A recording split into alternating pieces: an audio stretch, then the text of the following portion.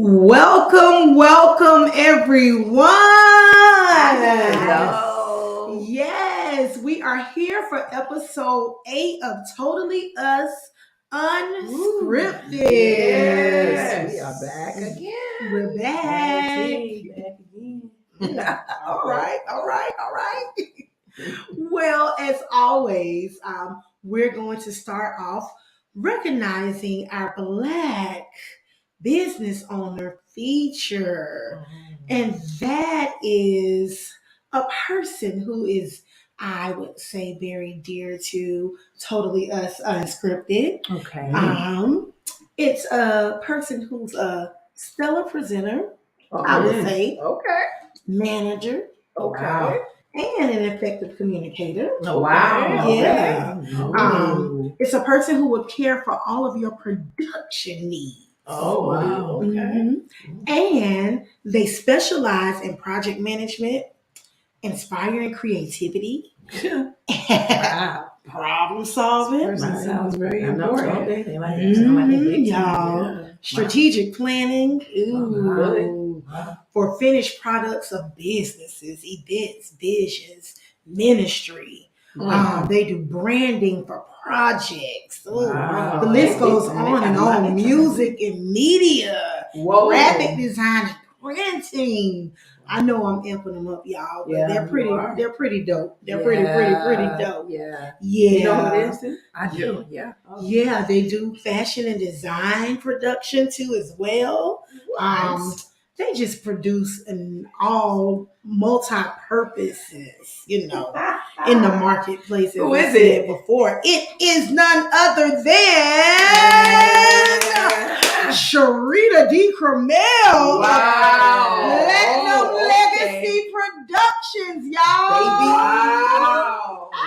Y'all, listen. You better know it. You better know it. She provides a prestigious, unlimited experience.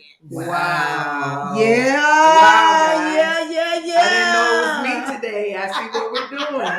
Okay. That's what we're doing. Yeah. That's what we're doing. Wow. And you amped it up. Yeah, really. Very good. Yeah. You spoke of fashion design. Let me get let the people know. Now I can point you in the right direction. I can put small outfits together. Woo! But I don't know about fashion design. Well, with the branding for your fashion and design, that's what I was talking about. Okay. Girl, I had it because people come like, can I put their outfits together? And that's a no-no.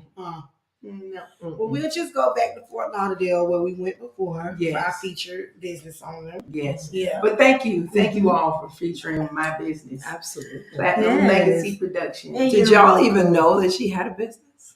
Ooh. Wow. Ooh. Were y'all aware? Thank you, sister. That she was also a business owner, not just the two of us? Yeah. So I'm so glad that we put it out 1, 2, there. 3. So glad that we put it out there. Yes, out there. And not just in Palm Beach County. Y'all don't even know she quietly moves. And she's in other states too as well. Yes.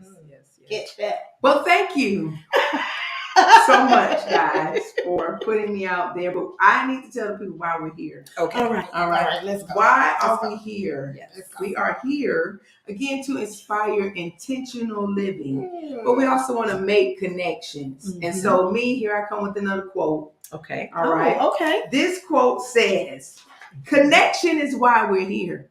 Okay. It is what gives purpose and meaning to our lives. The power that connection holds in our lives was confirmed when the main concern about connection emerged as the fear of disconnection."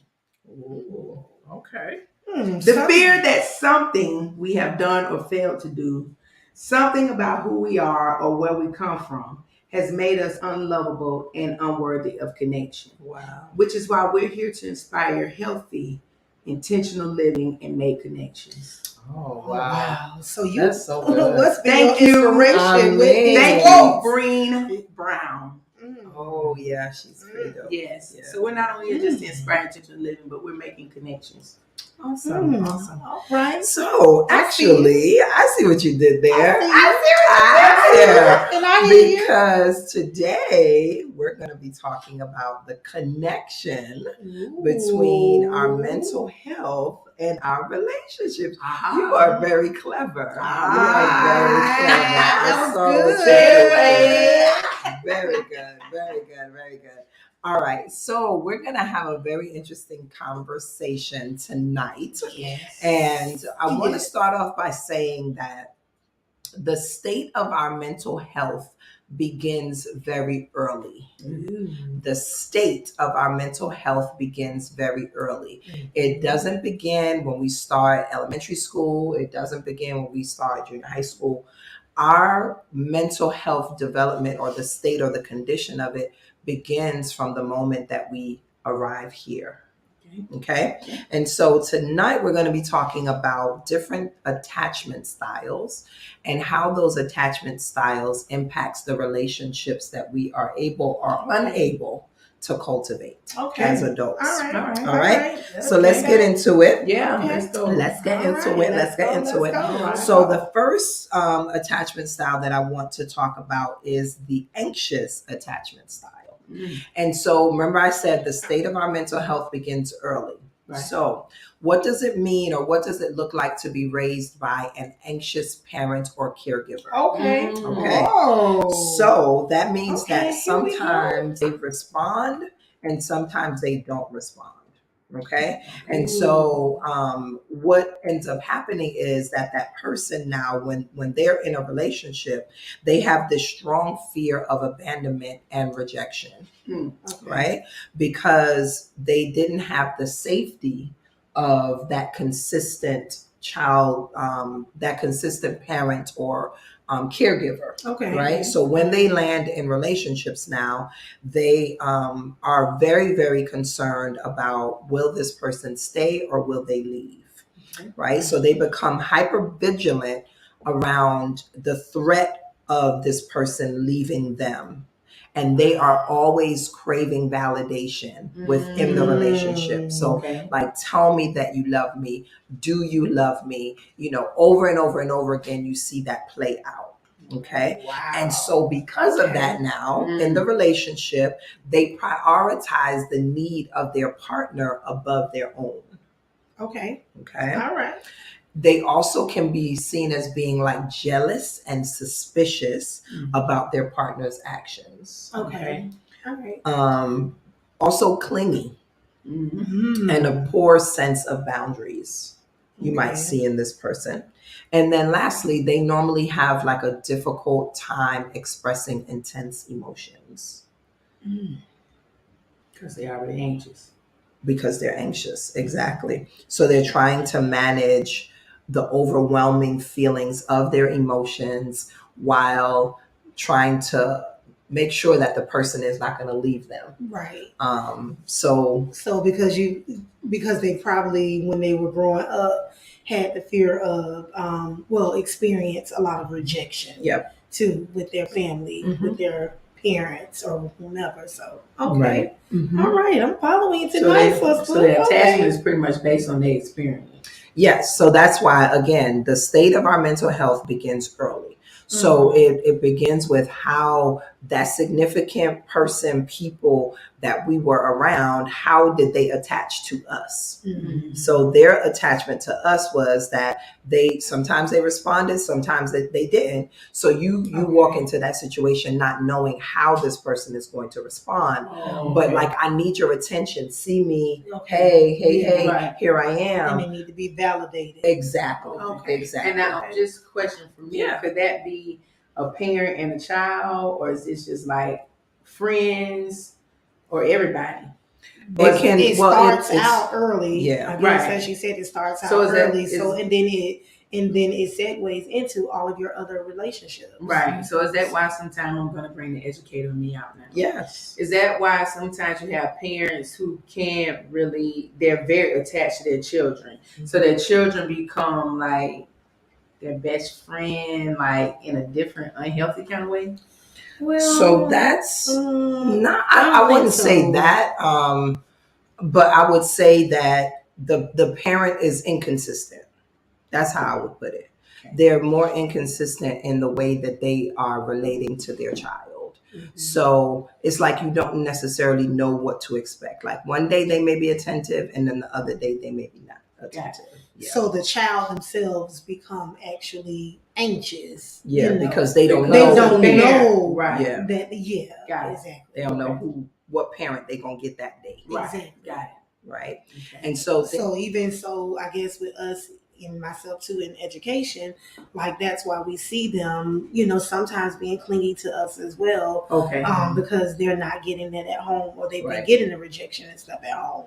Got it. So so they got to hold on to whatever they have, right? And so this kind of goes back into what we talked about last week about breaking up and how hard and difficult that is for some people, right? Because breaking up then would mean that definitely they were rejected or that they were abandoned. Right. Yeah. So the anxious attachment style, and the purpose, I think one of the purposes of this conversation is for us to kind of see ourselves, like what type of style do I show up with in my relationships? And knowing that it's not permanent, like it doesn't have to stay that way. We can change, right? Our styles or our way of being, especially when we're around more healthy people that have like secure attachments. Right. So this is not like doom and gloom. Oh, I have a anxious attachment style, so I can't change it. No, that's not what we're saying. Right. But it is important to be aware of your style so that you can know how it might play out in your relationships. That's true. I agree. Yeah. I agree. This is good. Okay. All right. So any other thoughts about anxious attachment? No, I think No? that was good. That was good. The education system. Yeah. What? What was that? But it helped to shed and bring some light. Yeah. Okay. Or why some children are clingy even at school. Yes, absolutely. Yes. Absolutely. Okay, so then we have the avoidant attachment style. Okay. And so with the avoidant attachment style, the message here is that people are not dependable. And so these are like parents who are unavailable, they're dismissive, they minimize your feelings, and are not really catering to your needs. So then that child becomes super independent. Like they know that they can only rely on themselves. And so we now see that in their adult relationships where they are super, super independent. And when they sense that relationships are getting close and intimate, they shut it down or they run away from it. Like it's like you want it, but when you're getting it, like you don't know what to do with it because you're so used to being independent that you run away from it. Wow. Right. So these are like people that will sabotage their relationships. Got it. Right. Because it should feel good, but it doesn't. Right. The closeness should feel good, but it doesn't feel good. It's triggering for them. Okay. So they kind of turn and run in the opposite direction. Wow. What type of people do you all think that they attract? The people who are avoided and dismissive in attachment? I would think people who don't mind being by themselves. Okay. They definitely attract people who kind of secluded, but kind of like them. Here, but I'm going to run after a while. Okay. Yeah. All right. Maybe. I mean, I don't know. I don't know. Let me say that. But what I do know is that avoidant people are usually highly successful people because they're super independent. So they're normally driven, right? They're driven, and they may have a lot of people around them. They might be the life of the party, but it's usually surface level. I was asking that because we were just talking about the anxious person, and I was thinking like, well, maybe the anxious person probably gravitates to that type of person because they deal with that rejection and stuff like that, and the loneliness, maybe here and there. I don't know. Maybe. Well, we can't really categorize it, but we look at a lot of maybe only children sometimes as being avoided. Ooh, okay. That's that was a good connection there because because they kind of have to be, right? To a certain extent. Yeah, they do. You know, if there's nobody else kind of there, then you have to figure out or fend for yourself. Yeah. So yeah, you kind of, maybe depending on how it is that parent or significant caregiver responds to them, because if they're attentive and meet their needs, then no, not necessarily. You know what I mean? Okay. But yeah, I would see that child could be because I've seen some. I mean, I'm an only child, let me say this. I don't feel like I'm avoiding. I don't feel like I'm avoiding, but I know some other only children who they didn't, have like the family I had. We were a little closer, but when they don't have that support system and it is just them, and then I deal with kids like that too, they are definitely a different type of personality. And they gonna give you surface level of everything, but they are driven, very task driven. Very task driven. Yeah. And it keeps them going because that's where they find their comfort. Right. In the task. Yeah, yeah. So don't give me people, give me tasks. Got it. Yeah. Yeah. Wow. Yeah. Okay. Go ahead. You was gonna say something? No, I wasn't. Okay. No. Okay. Got it. All right. Yeah. And so right. So avoidant, and this is the last thing I guess I'm gonna say, but avoidant individuals as adults, they lack usually emotional closeness. And so normally they tend to suppress their own feelings. And whenever something gets too emotionally intense, they run away from it. So like, think about that. Like, think about being in a relationship with that type of person. And how I would estimate how frustrating that might feel for their partner. Right. Because it's like, everything is good, like we get along okay, but then as soon as like love get involved or expressions and things like that, then it's like, oh, I gotta run. Yeah, it's too much. Yeah. Okay. So they're the flighters. Possibly, yes. They run for the hills. Okay. They run for the hills. Because they don't want to get too caught up, and then they have to feel what they feel. Correct. Right. So these are the non-fillers. Yeah, they don't want to. They don't want to feel what it feels like to be close or to be connected on that level. Right. And sometimes it's because we don't have that frame of reference. It's not even so much because a person can't feel it. I always say that people don't fear like the actual experience, they fear the feeling. Okay. Right? They don't want to feel whatever comes along with that. So because there's a responsibility with those feelings too as well. Right. Okay. And it requires you, once you feel them, to put in more work to understand what you're feeling and work on. Yeah. So that's how to keep it going. So and so for so long you suppress them for so long. So now it causes me to actually put action into it. Right. Okay. Or I'm used to feeling these feelings by myself.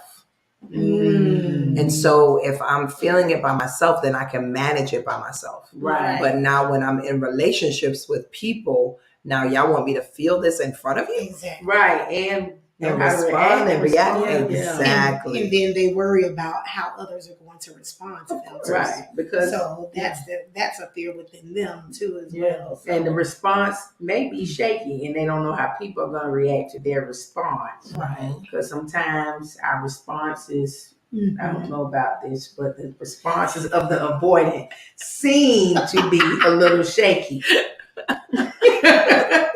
And you as a person dealing with that avoidant person have to know how to respond to those type of people. Right. That gets you a little worked and up. Even though they may attract those people who have been rejected, they don't like experiencing rejection themselves. Right. Because like we said, they're driven type of people and they're always, making it happen or what have you. So when something is there, it doesn't do well for them. Doesn't do well at all. So it's like wanting something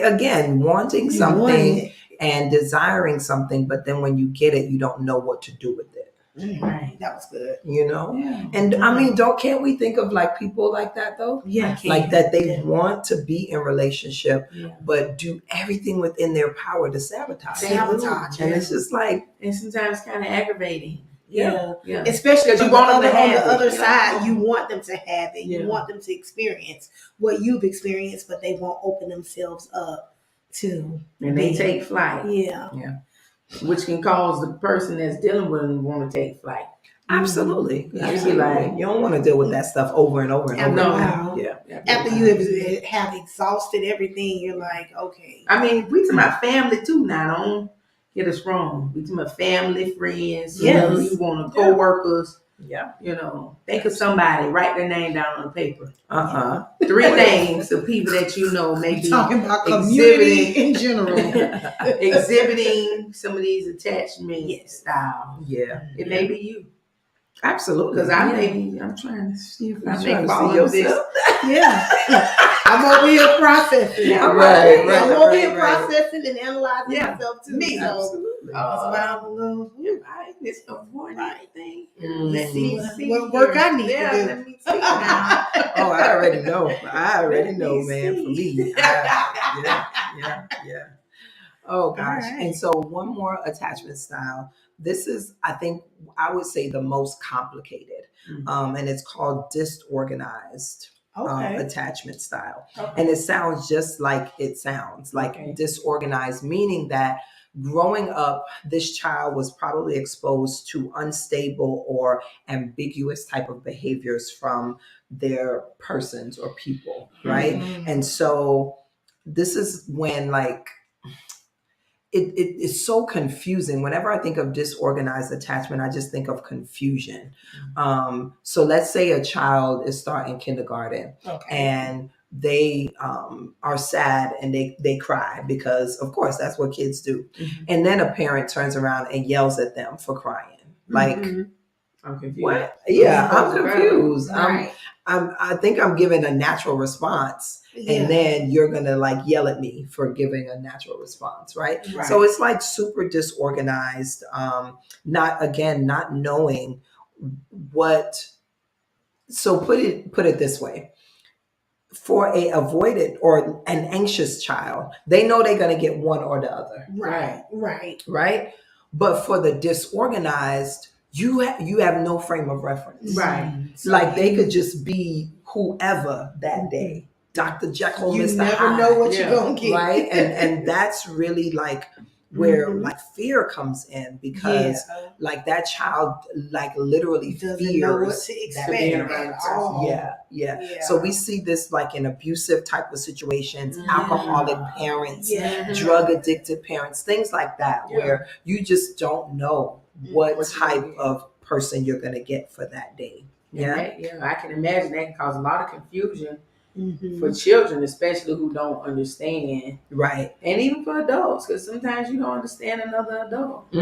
Absolutely. But you're like, wait, what is that? Right. Where did that come from? Because that's not even what your intention. And then they read stuff wrong. The disorganized person that's kind of all over the place. They can't read realness. That's true. They can't read if you really genuinely asking them a question. They done flew off the deep end. Right. Yeah, because and there's this need for attention, but the response is normally fear, because their parents weren't dependable. They was super inconsistent in their behaviors towards them. So it's like this fear of how are they going to react? How are they going to respond? And so think about like being in a relationship with somebody and you have to have a difficult conversation with them, but you were raised up in this kind of disorganized space. You're not going to have the tendency to want to have the conversation because you fear how they're going to respond back to you. Right? How are they going to like relate to me? Is it going to blow up? Is it going to be explosive? Right. So a lot of people won't even enter into those difficult conversations out of fear of how the other person is going to respond back. Right. Okay. So then it creates fear in the one, the recipient or the respondent. Yeah. What up? Somebody gonna be scared.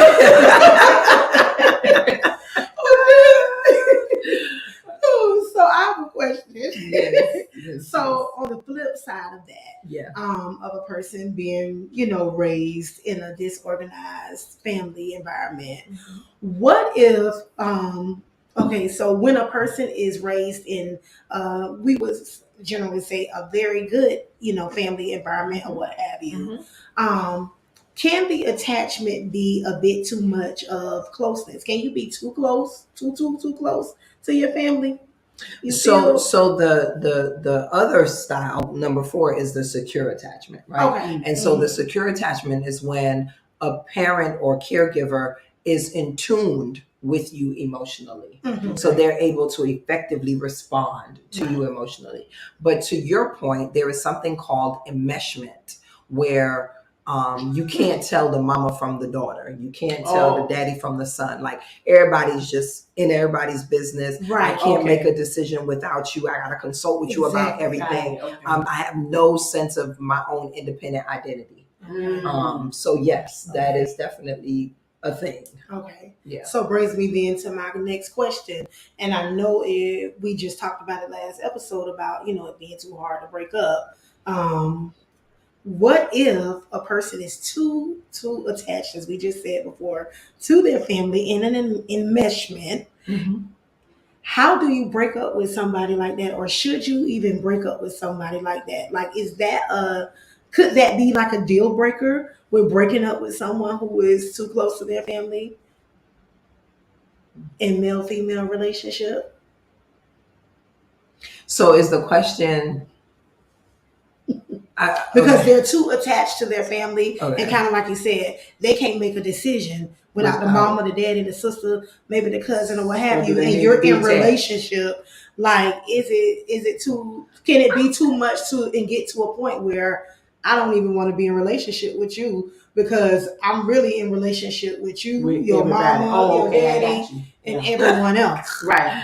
Yeah. I mean, I think it's worth a conversation. It's worth a conversation to see, number one, if they even realize it. Because if that's just their family's way of being, that's just their way of being. Because you have to learn. Because sometimes you have to learn a new way. Right. And that's and we can go friendships too as well. Because sometimes we want to have friends, outside, but you can be too attached. And people like, okay, all right. Yeah. There's no room. There's no room. Yeah. Right. Yeah. I had a thought. And it left. That's all right. And I'll come back. Yeah. So no, I think it's worth a conversation to be like, do you notice that this is happening? Okay. That you can't like make a decision without consulting with, your mama, your uncle, all of them. And also recognizing how does that impact your relationship with them. Okay. Right. And being able to communicate that effectively. I think that's important. But yeah, enmeshment is definitely one of those family traits that we see a lot. Yes. Yes. And some people don't see anything wrong with it, but but now you all have a term for it, right? Term. You can define. You learn something new every week. What we say, enmeshment. So that's a takeaway right there. Put it on your nose. Now, how you spell it? Enmeshment.